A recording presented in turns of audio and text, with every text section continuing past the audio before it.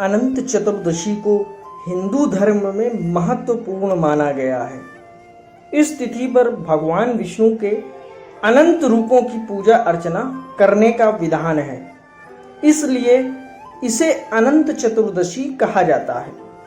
साथ ही कई जगह इसे 14 के नाम से भी जाना जाता है। ऐसे में आप इस शुभ अवसर पर कुछ खास उपायों द्वारा भगवान विष्णु की असीम कृपा प्राप्त कर सकते हैं।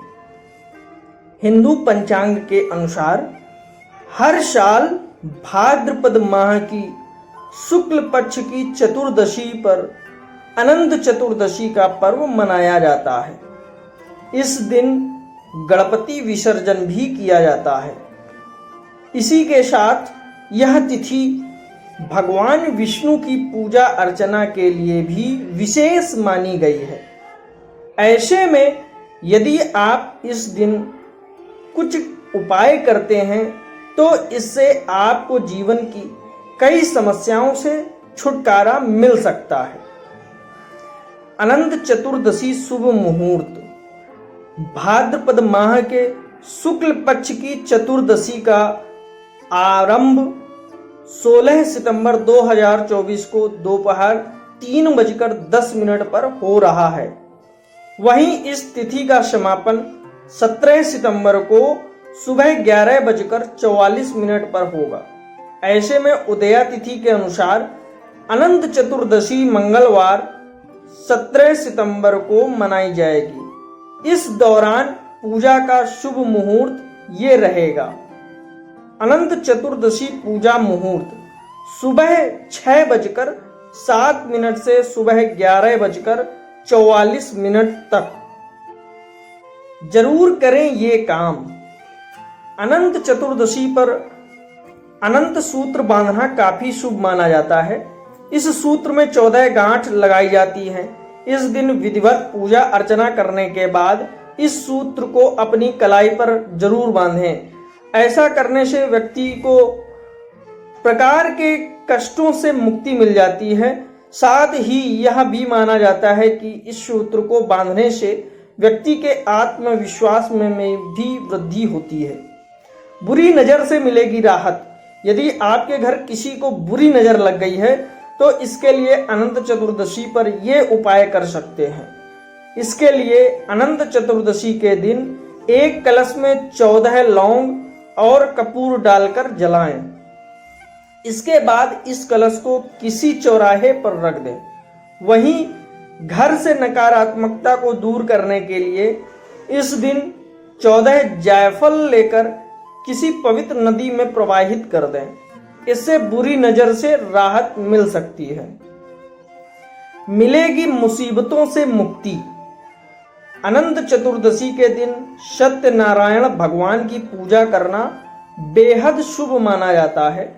ऐसे में इस दिन पूजा के दौरान एक लड्डू में 14 लौंग लगाकर सत्यनारायण भगवान को अर्पित करें और पूजा के बाद इसे किसी चौराहे पर रख दें। ऐसा करने से आपको तमाम तरह की मुसीबतों से मुक्ति मिल सकती है। अनंत चतुर्दशी की व्रत कथा। अनंत चतुर्दशी के व्रत का शास्त्रों में बहुत ही खास महत्व बताया गया है। अनंत चतुर्दशी पर भगवान विष्णु के अनंत स्वरूपों की पूजा होती है और हाथ में 14 गांठों वाला धागा अनंत बांधा जाता है। ऐसा करने से मां लक्ष्मी की प्रसन्न होती हैं। अनंत चतुर्दशी की पूजा में कथा का पाठ करने का बहुत ही महत्व खास माना गया है। आप भी जाने यह कथा और इसका पाठ करें। अनंत चतुर्दशी की कथा। एक बार महाराज युधिष्ठिर ने राजसूय यज्ञ किया और यज्ञ मंडप का निर्माण बहुत ही सुंदर व अद्भुत रूप से किया। उस मंडप में जल की जगह स्थल तो स्थल की जगह जल की भ्रांति होती थी। इससे दुर्योधन एक स्थल को देखकर जल कुंड में जा गिरे। द्रौपदी ने यह देखकर उनका उपहास किया और कहा कि अंधे की संतान भी अंधी होती है।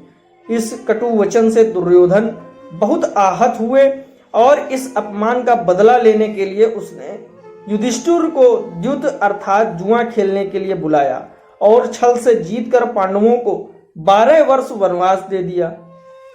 वन में रहते उन्हें अनेकों कष्टों को सहना पड़ा। एक दिन वन में भगवान कृष्ण युधिष्ठिर से मिलने आए। युधिष्ठिर ने उन्हें सब हाल बताया और इस विपदा से निकलने का मार्ग भी पूछा। इस पर भगवान कृष्ण ने उन्हें अनंत चतुर्दशी का व्रत करने को कहा और कहा कि इसे करने से खोया हुआ राज्य भी मिल जाएगा। इस वार्तालाप के बाद श्री कृष्ण जी युधिष्ठिर को एक कथा सुनाते हैं। प्राचीन काल में एक ब्राह्मण था। उसकी एक कन्या थी जिसका नाम सुशीला था। जब कन्या बड़ी हुई तो ब्राह्मण ने उसका विवाह कौंडिन्य ऋषि से कर दिया। विवाह पश्चात कौंडिन्य ऋषि अपने आश्रम की ओर चल दिए।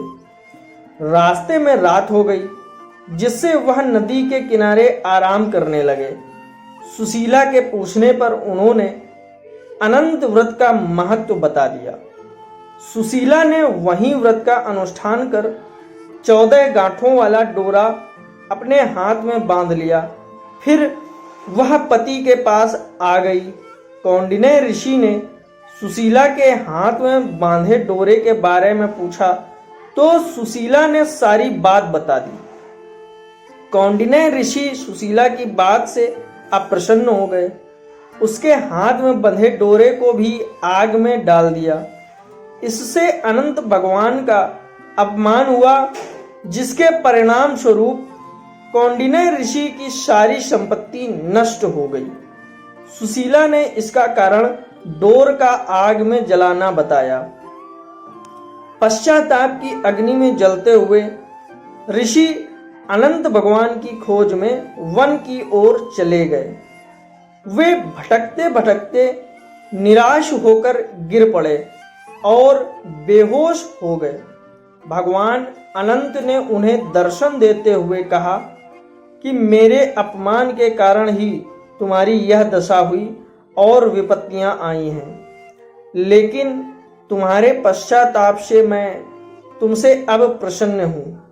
अपने आश्रम में जाओ और 14 वर्षों तक विधि विधान से मेरा यह व्रत करो।